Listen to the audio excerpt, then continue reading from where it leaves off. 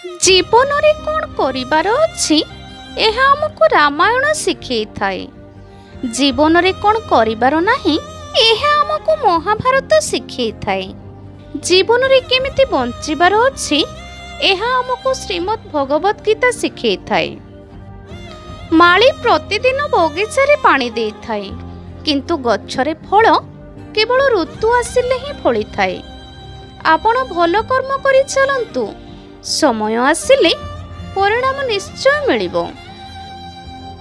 ତୁମେ ଯେତେ ଡିଗ୍ରୀ ହାସଲ କରିନିଅ ନା କାହିଁକି, କିନ୍ତୁ ଯେଉଁ ମଣିଷ ପାଖରେ କଥା କହିବାର ଶାଳୀନତା ନଥାଏ ସେ ମୂର୍ଖ ସହିତ ସମାନ ହୋଇଥାଏ। କ୍ରୋଧ ସମୟରେ ଚିତ୍କାର କରିବା ପାଇଁ କୌଣସି ତାକତ ବା ବଳ ପ୍ରୟୋଗ କରିବାକୁ ପଡ଼େ ନାହିଁ, କିନ୍ତୁ ଶାନ୍ତ ରହିବା ପାଇଁ ହେଲେ ବହୁତ ତାକତ ଦରକାର ପଡ଼ିଥାଏ।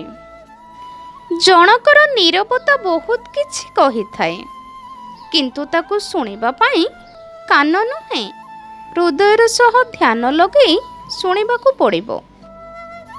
ବଞ୍ଚିବା ପାଇଁ ଯଦି ଚାହୁଁଛ ସବୁବେଳେ ଗୋଟିଏ ଲକ୍ଷ୍ୟ ରଖ। ଯିଏ ତୁମକୁ ଗୁରୁତ୍ୱ ଦେଉନାହିଁ ତାକୁ ତୁମ ଜୀବନରୁ ଦୂରେଇ ଦିଅ।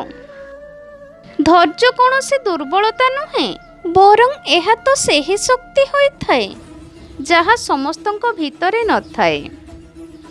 ପରିଚୟ ସଭିଙ୍କ ସହ ରଖ, କିନ୍ତୁ ମୋହ କାହାଠାରେ ଲଗାଅ ନାହିଁ। ମଣିଷ ହିଁ ମଣିଷକୁ ଦୁଃଖ ଓ କଷ୍ଟ ଦେଇଥାଏ, କିନ୍ତୁ ବିଚରା ମଣିଷ ଭଗବାନଙ୍କୁ ଦୋଷ ଦେଇଥାଏ।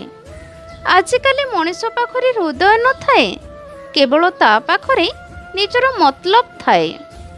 ଆଶା ତ ବହୁତ କଷ୍ଟ ଦେଇଥାଏ, ତଥାପି କାହିଁକି କେଜାଣି ଏଇ ମନରେ ବହୁତ ଆଶା ରହିଥାଏ।